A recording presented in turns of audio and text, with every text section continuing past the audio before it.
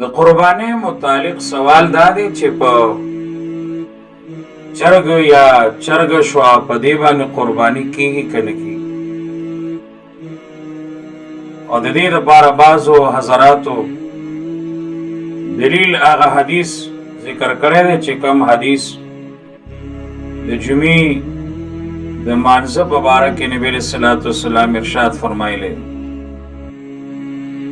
هغه حدیث مبارک دا دی چې کوم یو انسان د جمعې په ورځ باندې د جمعې مانځه له د ټولو نه وختي راشي نو د ده داسې ثواب وشو لکه چې اوښې یې صدقه کړو. او څوک د جمعې په ورځ باندې دویم وخت کې راغی نو د ده داسې ثواب وشو چې لکه غویي یې صدقه کړو. او څوک دریم وخت کې رالی د ده داسې ثواب وشو لکه ګډه چیلۍ یې چې صدقه کړه. او څلورم وخت کې رالی نو داسې ثواب یې وشو لکه چې چرګ یې صدقه کړه. پنځم وخت کې رالی د انډې وغیره.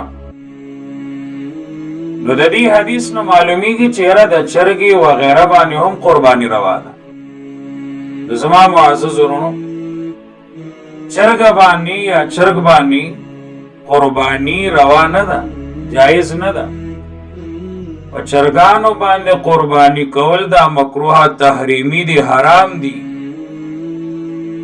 اوس کچری دغه حدیث مبارک چې دا کم حدیث مبارک کې نبی علیہ الصلوۃ والسلام دا ثواب ښودلی دی نو مقصود د دغه حدیث نه تعیین د اجر دی، ثواب بیانول دی. دغه حدیث نه مقصود دا نه دی چې یاره دې حیواناتو باندې قرباني کیږي. دغه حدیث نه مقصود دا دی چې د ثواب تعیین نبی علیہ الصلوۃ والسلام فرمایلی. او دویم کچری په دې چرګ باندې قربانی روا وي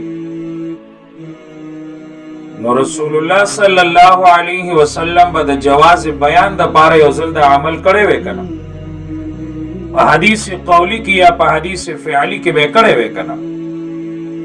لیکن نبی علیہ الصلوۃ والسلام خو چرته په حدیث قولی یا په حدیث فعلی کې اس کله دا نه ثابت چې نبی علیہ الصلوۃ والسلام چرته په چرګ باندې قربانی کړي. او د صحابه دور هغه د فقر او د فاقې دی نو پکار دی چې په چرګ باندې قربانی روا وي چې صحابه کړي وي چې دورم د فاقې دی. لیکن یو حدیث کې دا نشته چې صحابه رضی الله تعالی عنهم چرته په چرګ باندې قربانی کړي.